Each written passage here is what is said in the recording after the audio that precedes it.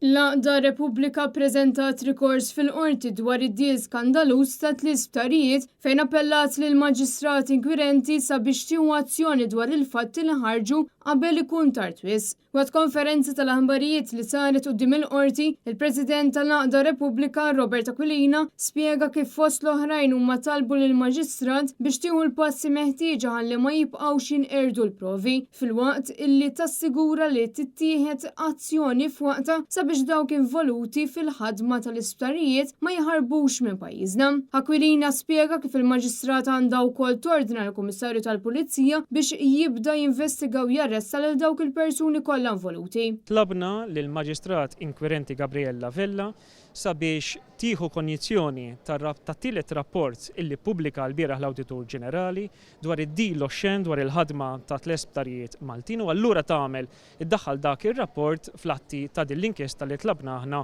4 snin ilu. Kien fid-daw ta' dan li Robert Aquilina appella mhux biss lil minu responsabbli iżda anke lil poplu Malti Wawċi biex iqumu jsemma leħnu kontra dak kollu li qed naraw jiġri taħt it-tmexxija ta' Roberta Bela li b'mod ċar qed jibqa' ċas quddiem il-frodisti.